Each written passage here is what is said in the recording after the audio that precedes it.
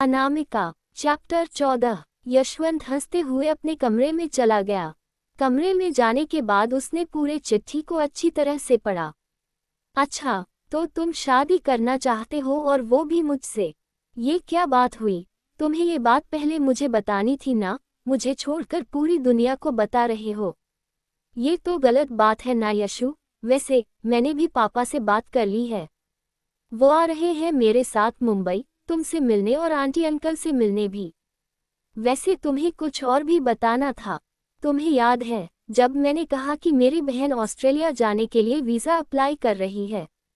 वो उसे मिल गई है। मैं उसके लिए बहुत खुश हूँ, पर मन में दुख भी है। वो क्या है ना, अब अनु चली जाएगी और मेरी शादी तुमसे हो जाएगी। उसके बाद पापा अकेले रह जाएंगे। तो पता है मैंने पापा से क्या कहा?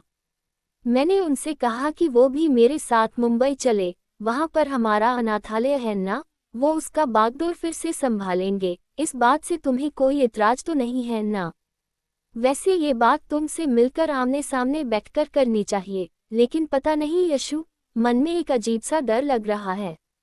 ये डर तुमसे अलग होने का है या फिर तुम्हारे और पास आने का, ये मुझे समझ में नहीं आ रहा है। जो भी हो, हिम्मत और तुम पर भरोसा करके सिर्फ तुमसे मिलने आ रही हूँ मुंबई। जब तक ये चिट्ठी तुम्हें मिलेगी, मैं और पापा मुंबई के लिए निकल चुके होंगे। वैसे तुम्हारा घर का एड्रेस है मेरे पास, मैं खुद आ जाऊंगी तुम्हारे घर। एक आखिरी बात यशु, तुम पर भरोसा करके मैं अपने पापा को मुंबई तक लेकर आ रही हूँ। मेरा भरोसा मत तोड़ना, क्योंकि भरोसा टूटने पर मैं फिर से उठ खड़ी हो सकती हूँ, लेकिन अपने पापा के नज़रों में गिर गई तो मैं वापस खड़ी नहीं हो पाऊंगी। मिलते हैं मुंबई में, तुम्हारे घर, मतलब हमारे घर पर। बाय यशु।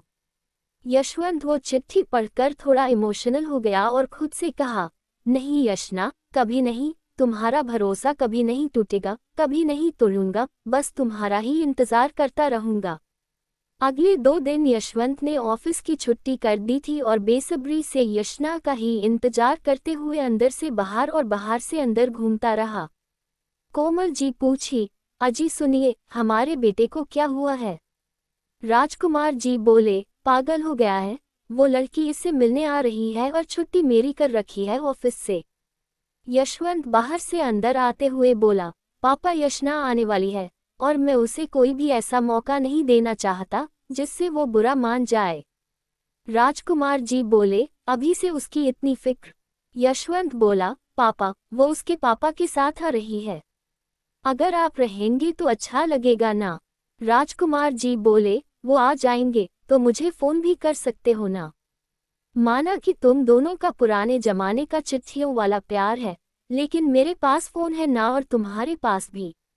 यशवंत बोला, पापा आप भी ना, अगर ऐसा करता तो बहुत देर हो जाएगी, शायद उन लोगों को अच्छा ना लगे, और 2 दिन ऑफिस नहीं जाएंगे तो क्या कयामत आ जाएगी। वैसे आप आराम भी कर सकते हैं जब तक वो लोग नहीं आ जाते। कोमल बोली, वैसे यश ठीक ही कह रहा है, आप ना आराम कीजिए। आपने इस महीने में एक भी छुट्टी नहीं ली है, ऐसे काम करते रहेंगे तो आपका सेहत का क्या होगा? राजकुमार जी बोले, दोनों माँ बेटे ना, सच में मुझे तो कभी कोई जीतने ही नहीं देते। अच्छा, जा रहा हूँ अंदर, वो लोग आए तो बुला लेना। कोमल बोली, बुलाने की जरूरत नहीं पड़ेगी, आपका बेटा इतना खुश हो जाएगा कि आपको खुद ब खुद पता चल जाएगा कि वो लोग आ गए हैं। राजकुमार जी बोले, वो भी है। यशवंत बहुत बेसब्री से यशना और उसके पापा का इंतजार कर रहा था। जब भी गेट की आवाज आती, वो बाहर जाता और फिर निराश होकर अंदर आता।